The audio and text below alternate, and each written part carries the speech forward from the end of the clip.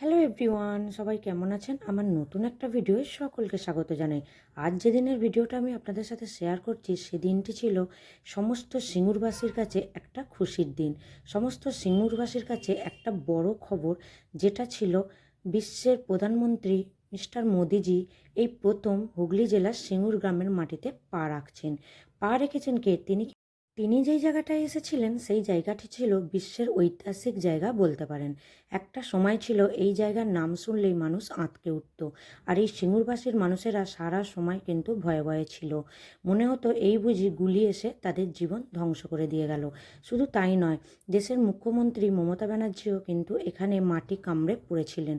সে আর কোনো জমি নয়, সেটা হচ্ছে 100 একর বিশ্ববিখ্যাত টাটার জমি, যেখানে আমাদের মাননীয় মুখ্যমন্ত্রী সবাইকে আশ্বস্ত করেছিলেন যে এই জমিতে নাকি ন্যানো কারখানা হবে, এখানে নাকি অনেক বেকারত্ব, মানুষ তাদের নতুন জীবন খুঁজে পাবে। তার জন্য কিন্তু অনেক চেষ্টাও করেছিলেন এবং নিজের জীবনের বিনিময়ে তিনি কিন্তু এখানে মাটি কামড়ে ধরে তিনি লড়েও গিয়েছিলেন। তার ফলস্বরূপ কিন্তু আজ তিনি মুখ্যমন্ত্রীর গদিতে বসে আছেন। একথা কিন্তু সত্য। সিঙ্গুরবাসী না থাকলে আজকের মুখ্যমন্ত্রী কিন্তু কখনোই মুখ্যমন্ত্রী হতে পারতেন না। কিন্তু সেই সব আশ্বস্ত আজ সবই জল ভরে চলে গিয়েছে, জলের মধ্যে ভেসে গিয়েছে, কোথায় যেন সেই সব আশ্বস্ত হারিয়ে গিয়েছে। কিন্তু যিনি মুখ্যমন্ত্রী হওয়ার, তিনি কিন্তু অলরেডি মুখ্যমন্ত্রী হয়ে গিয়েছেন।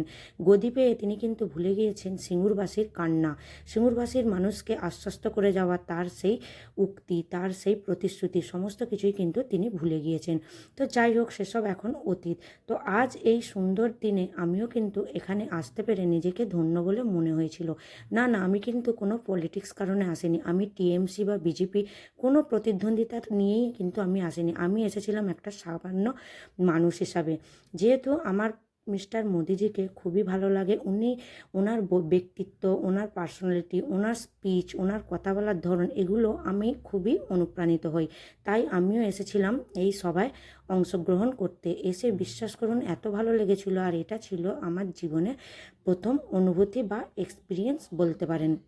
এখানে বিভিন্ন প্রান্ত থেকে বিভিন্ন মানুষ এসেছিলেন, অথচ কি অদ্ভুত দেখুন, কারোর সাথে কিন্তু কারোর কোনো মিল ছিল না।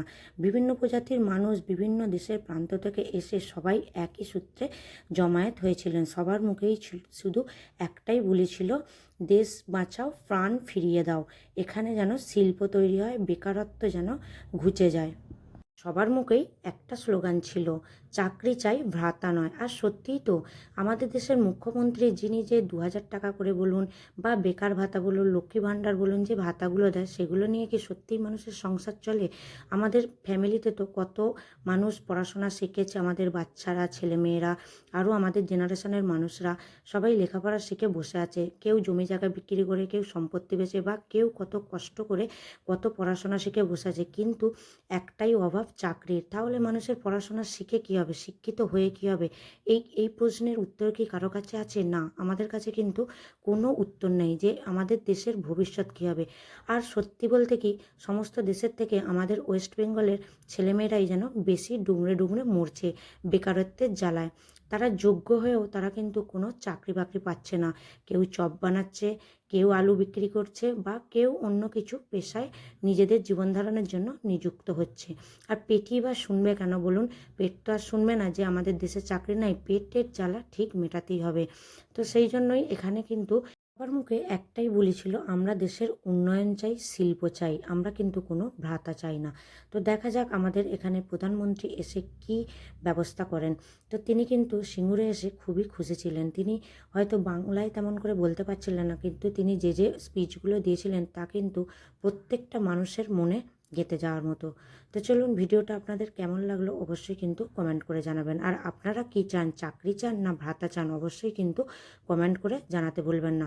কারণ এই মুহূর্তে যদি দেশে উন্নয়ন না হয়, তাহলে কিন্তু আমাদের নেক্সট জেনারেশনরা খুবই বিপদে পড়ে যাবে, সমুদ্রের ঢেউয়ের মতো হারিয়ে যাবে আমাদের আজকের ইয়াং জেনারেশন।